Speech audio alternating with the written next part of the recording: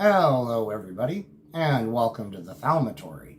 Since this is the first video on a brand new channel, I thought that I would talk about what kind of content I want to cover over here and give you guys a little bit of an explanation as to why I find this kind of stuff interesting. Now, over here on this channel, I am going to be covering repeating alchemical preps in the lab. So in other words, taking various preps and protocols from the alchemical texts and then repeating those in my chem lab. I also want to cover ritual magic and those subjects that are attendant to it, like, classical elective astrology, divination, and a whole fucking laundry list of other ones. And I also wanted to talk about the paranormal, specifically haunting phenomena. Not really too many other aspects of the paranormal really interest me, but haunting phenomena is something that I've been interested in for a very long time. Now, I do want to be clear about one thing here before we go any further, because up until now, people have known me online as the poor man's chemist. And over there on that channel, all I do is just pure and applied science. It's just strictly chemistry. I did do a video on the alchemical theory of matter in the context of the history of chemistry, which people over there actually really liked. But other than that, it's just been pure science. Nothing that we're doing over here has any scientific validity whatsoever. The only thing that would be scientifically valid would be like if we're repeating an alchemical prep, and this is one thing I really want to do. I want to explain what we're doing in terms of both alchemy and modern chemistry. Now, that chemistry explanation, you can scientifically take that shit to the bank. That is something that can be scientifically validated. Nothing else that we're going to talk about can be. Science only concerns itself with what is measurable, testable, and independently reproducible. If you don't have all three of those, basically it ain't science. And all of the stuff that we're going to be talking about over here is notoriously impossible to measure, exceptionally difficult to test, and when you do, it fails, and impossible to independently reproduce. So it doesn't cut the mustard. It doesn't even matter if it's real or not. I think this is something that, just the general public will probably have a hard time understanding. If it can't be independently reproduced, if you can't measure it, you can't test it, it doesn't matter if it actually exists or not. You cannot scientifically validate it.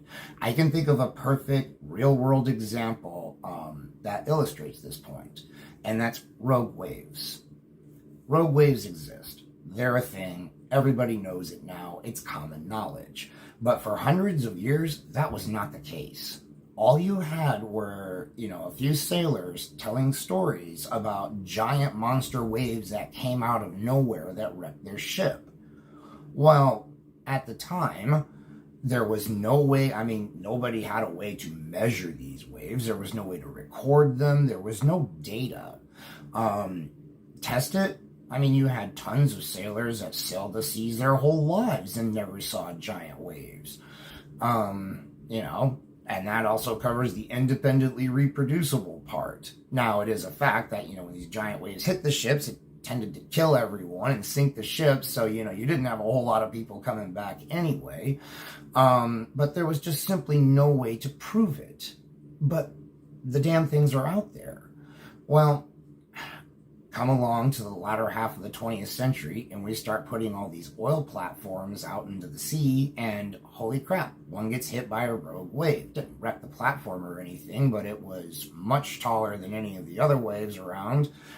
It was caught on camera. There were measurements of the wave height, and then scientists said, holy shit, it looks like these things are possible. But we need, okay, we've got some measurements, but now we need to test this. How can we test this? Well, we can put a satellite in orbit that measures wave height, and then we can cover, all the oceans of the world. And lo and behold, when you do that, you find that they're out there. If another group, probably another country, but whatever, puts another satellite up in space and they measure wave heights, they'll be able to see them too. It is independently reproducible. So now rogue waves have been scientifically validated. Although for hundreds of years, even though they were wrecking ships all over the place, they could not be. This is another good example of how Occam's razor fails. Occam's razor is fundamentally flawed because it only works if your assumptions are valid.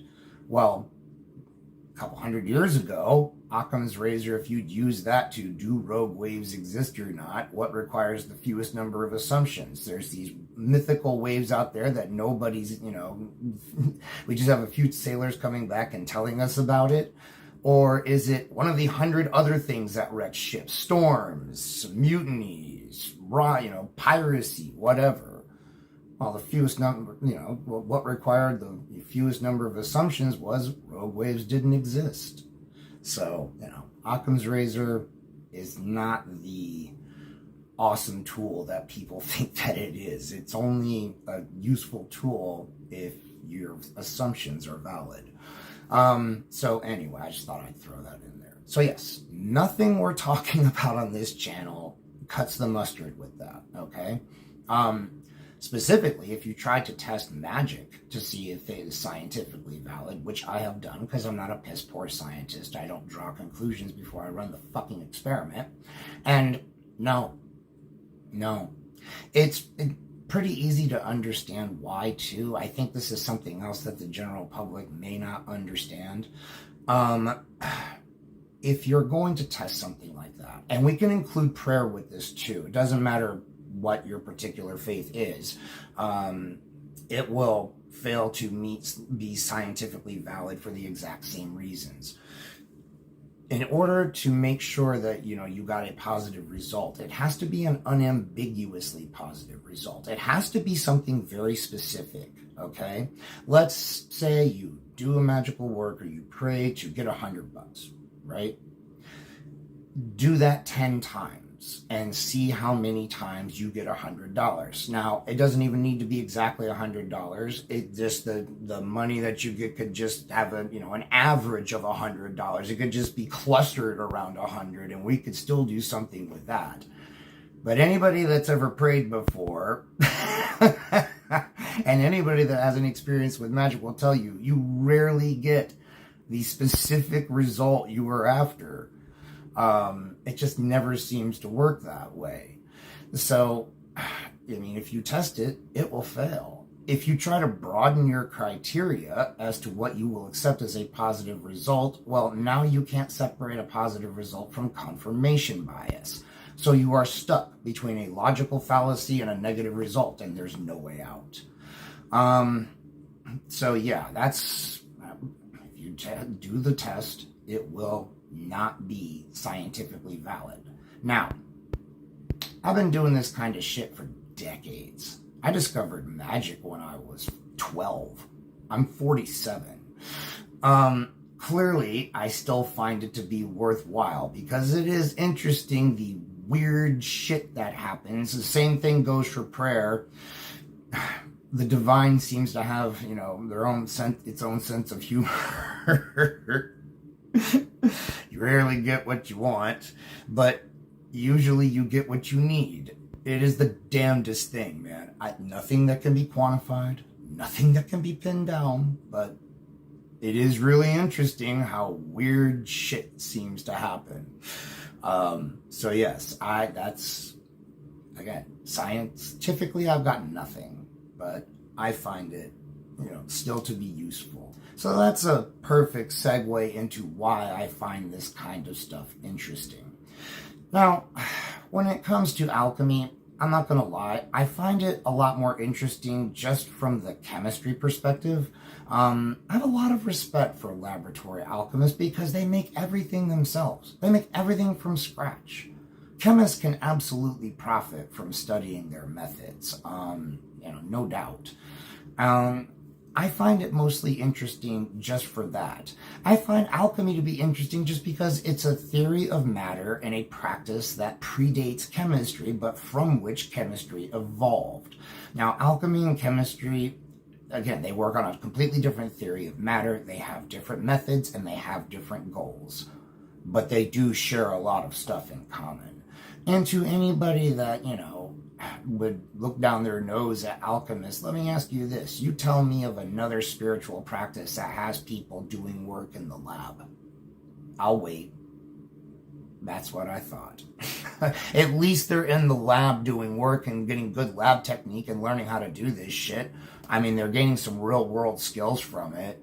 Don't be so quick to poo-poo them, man. That's not, you gotta appreciate what it is they're doing. And I do. Now, when it comes to ritual magic, I've always found that kind of shit fascinating. Just ever since I discovered the 133 section in the library when I was 12.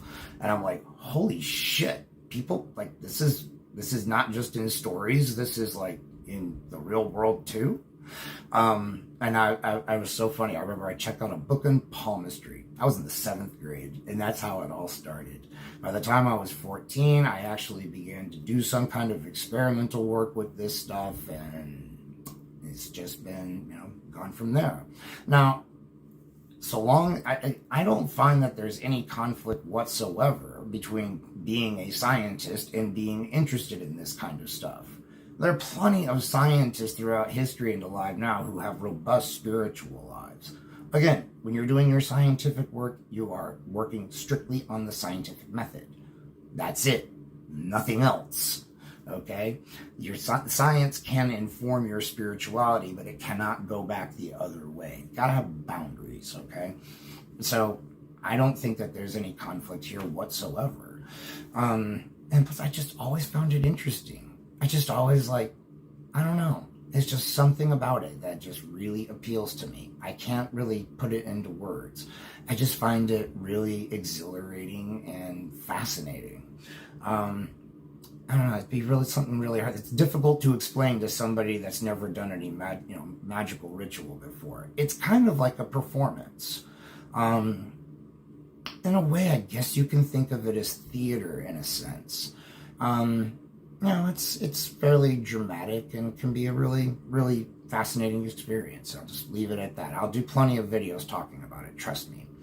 Now that gets us into the paranormal and haunting phenomena. Why am I so interested in this?